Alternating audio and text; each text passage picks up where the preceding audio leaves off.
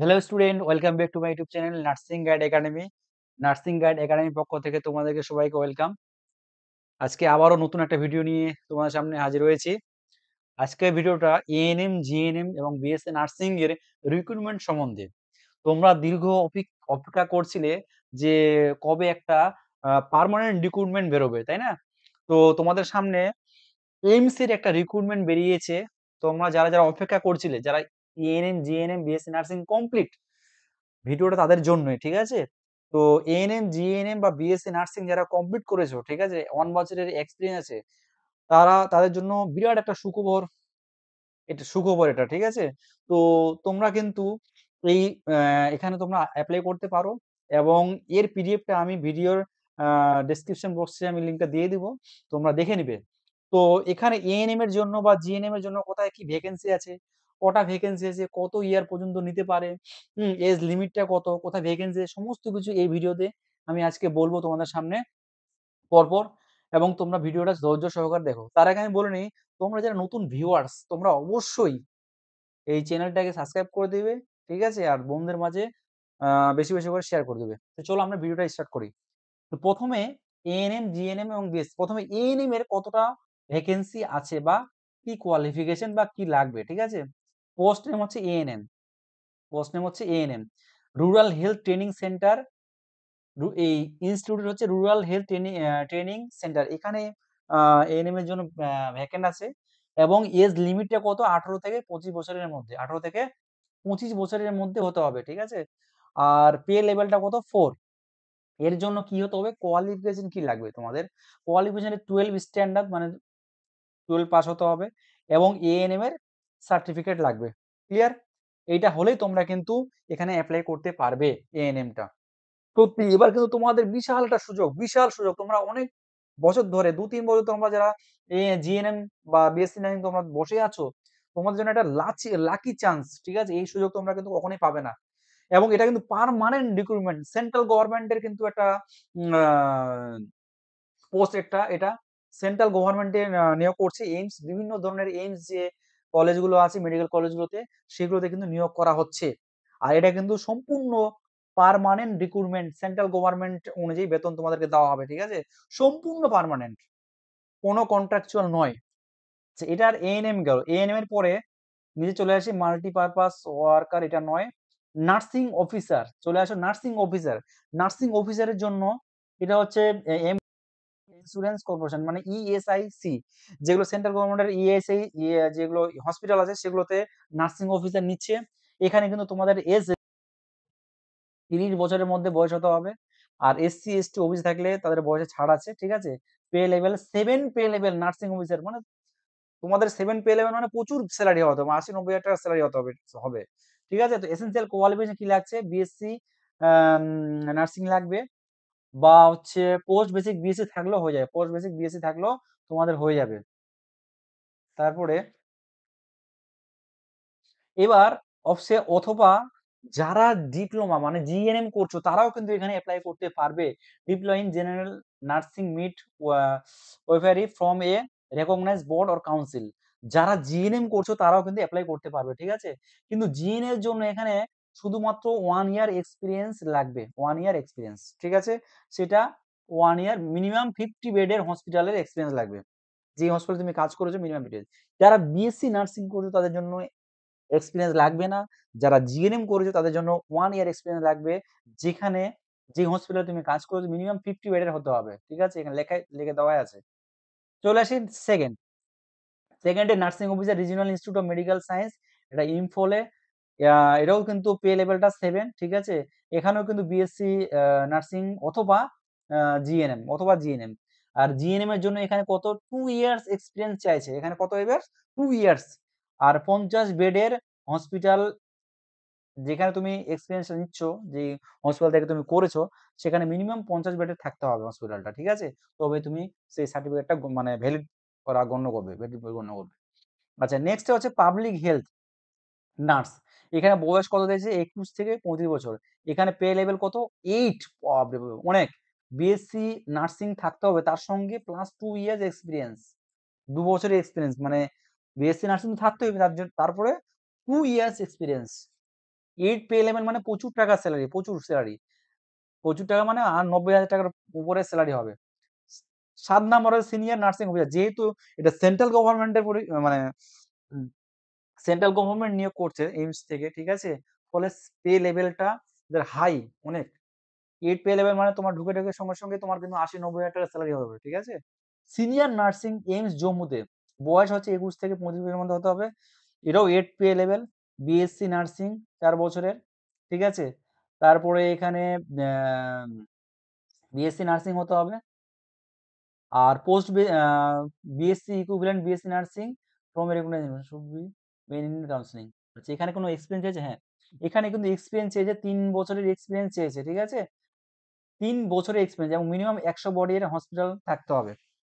যেখানে তুমি এক্সপেরিয়েন্স নিয়েছো, যে হসপিটালে কাজ করেছো বেসরকারিতে ভাবে, সেখানে কিন্তু মিনিমাম ১০০ বেডের হসপিটাল থাকতে হবে, ঠিক আছে? এক্সপেরিয়েন্স। তারপরে চলে আসি ৮ নাম্বার সিনিয়র নার্সিং অফিসার। এটা এইমস নাগপুরে, বিটুইন ২১ থেকে ৩৫ বছরের মধ্যে হতে হবে। 8 পে লেভেল, এটাও বিএসসি নার্সিং। এখানে জিএনএমটাও করতে পারবে, জিএনএমটাও করতে পারবে। জিএনএমটা করতে গেলে মিনিমাম কি করতে হবে? এখানে ৩ বছরের এক্সপেরিয়েন্স লাগবে, ৩ বছরের এক্সপেরিয়েন্স লাগবে।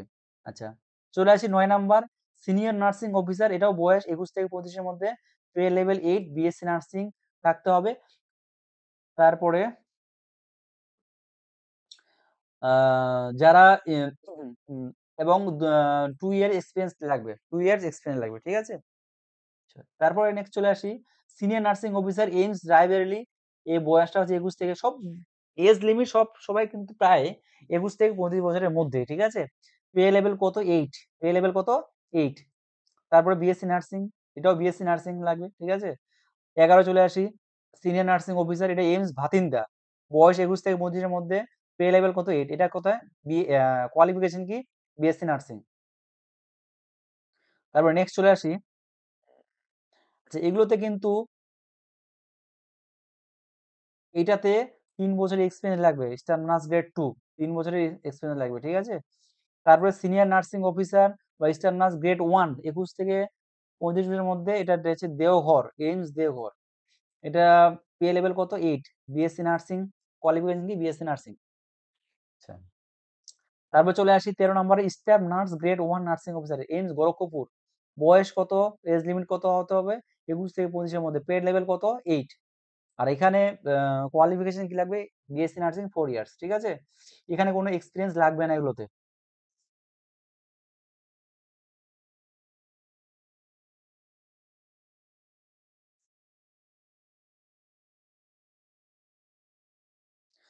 তারপরে ১৪ নম্বরে দেখো TB and chest disease health assistance, AIIMS Bathinda. ২১ থেকে ৩৫ এর মধ্যে হতে হবে, পে লেভেল হচ্ছে 6। বিএসসি নার্সিং অথবা ডিপ্লোমা ইন নার্সিং মানে জিএনএমএমটাও করতে পারবে। কিন্তু জিএনএমএম যারা করবে তাদের 2 ইয়ার্স এক্সপেরিয়েন্স লাগবে, 2 ইয়ার্স এক্সপেরিয়েন্স লাগবে। TB and chest disease health assistant, AIIMS Raipur. Age limit কত? ২১ থেকে ৩০ এর মধ্যে। পে লেভেল কত? ৬। এখানে কোয়ালিফিকেশন কি? BSc honours nursing from a recognized university.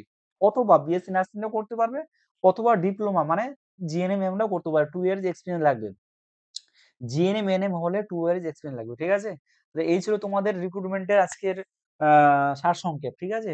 এরপরে কোন আ কোথায় কতটা সিট আছে এটা আমি তোমাদেরকে দেখাবো। তোমরা ভিডিওটা দেখো ভালো করে। তাহলে ১৫ নাম্বার পর্যন্ত এখানে আছে জিএনএমরাও করতে পারে। ১৫ নাম্বার জিএনএম রাও করতে পারে, বিএসসি রাও করতে পারে। ১৪ নাম্বারটা দেখো, এটা বিএসসি রাও করতে পারবে। কিন্তু জিএনএমটা কিন্তু করতে পারলে উইথ 2 ইয়ার্স এক্সপেরিয়েন্স ও লাগবে।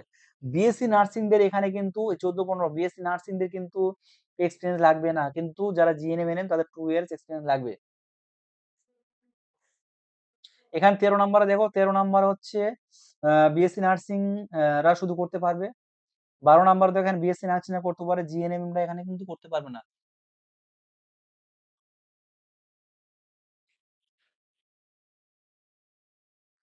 ১১ নাম্বারটা দেখো, এখানে কিন্তু বিএসসি নার্সিং রা করতে পারবে, জিএনএম রা করতে পারবে না এখানে। Senior nursing officer BSc nursing রা করতে পারে, জিএনএম রা করতে পারবে না। তারপর ৯ নাম্বার দেখো, এখানেও কিন্তু বিএসসি নার্সিং রা করতে পারে। ৮ নাম্বার হচ্ছে এখানে বিএসসি নার্সিং প্লাস জিএনএম দুটোই করতে পারবে। হয় বিএসসি নার্সিং, ৮ নাম্বারটা দেখো বিএসসি নার্সিং রা করতে পারবে আর জিএনএম রা করতে পারবে। জিএনএম রা করতে গেলে ৩ বছরের এক্সপেরিয়েন্স লাগবে। ঠিক আছে?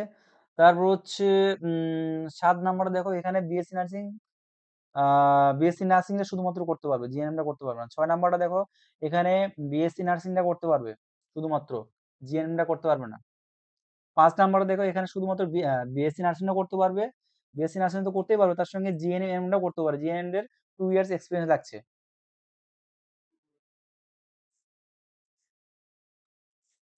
৪ নাম্বারটা দেখো এখানে বিএসসি নার্সিং টা করতে পারবে প্লাস জিএনএম টাও করতে পারবে, ঠিক আছে? তারপরে এএনএম, এএনএম টা শুধুমাত্র এএনএম টাই করতে পারবে, জিএনএম টা করতে পারবে না। তো এই ছিল তোমাদের পোস্ট, তারপরে কোথায় কোথায় ফাঁকা আছে, এজ লিমিট কত, পে লেভেল মানে কত স্যালারি করতে পারবে তোমরা, পে লেভেল যত বেশি হবে তত স্যালারি বেশি, কোয়ালিফিকেশন কি কি কোয়ালিফিকেশন মানে এটা অ্যাপ্লাই করার জন্য কি কোয়ালিফিকেশন লাগবে। তো তোমরা তোমাদের এখানে কোথায় কি ভ্যাকেন্সি আছে বা কেমন কি এরকম সমস্ত কিছু বলে দিলাম, ঠিক আছে? তাহলে এবার তোমাদেরকে দেখাচ্ছি যে কোথায় কত ভ্যাকেন্সি আছে, তোমরা দেখো ভালো করে কোথায় কি ভ্যাকেন্সি আছে নার্সিং এর, ঠিক আছে? এই দেখো তোমাদের কোথায় মানে কোথায় কোন ইনস্টিটিউটে কতটা সিট ফাঁকা আছে তোমাদের এখানে দেখিয়ে দিয়েছি। এইডস এডুকেটর কাম কাউন্সিলর, এইমস নিউ দিল্লি, এটা তো নয়। সেকেন্ড পোস্টটা দেখো এএনএম ফিমেল, ঠিক আছে? এটা সিট আছে জেনারেলি একটা, টোটাল সিট একটা, ঠিক আছে? তারপরে চলে আসো এইমস নার্সিং অফিসার ফিমেল, এটা আছে ১৯৪টা জেনারেল সিট আছে, ইডাব্লিউসি ৪৬টা, ওবিসিতে ১২১টা, এসসিতে 65টা, এসটিতে 34, টোটাল হচ্ছে ৪৬০টা, ঠিক আছে? পিডাব্লিউবিডি হচ্ছে ২১টা। Nursing officer male, nursing officer male জেনারেলে কত ৪৮, ইডাব্লিউসি ১২টা, ওবিসিতে ২৯টা, এসসিতে ১৬টা, তারপর হচ্ছে এসটি ৮টা, টোটাল কত ১১৩টা। নার্সিং অফিসার ফিমেল, ঠিক আছে? এটা হচ্ছে জেনারেলে কত ৭টা, তারপর হচ্ছে ওবিসিতে ৩টা, এসসিতে একটা, টোটাল এসটিতে একটা, টোটাল হচ্ছে ১৩টা। নার্সিং অফিসার মেল এটা হচ্ছে জেনারেলে কত ২টা, ঠিক আছে? ওবিসি হচ্ছে একটা, টোটাল হচ্ছে ৩টা, টোটাল সিট ৩টা। পাবলিক হেলথ নার্স, ঠিক আছে? এটাতে কটা আছে? একটা সিট।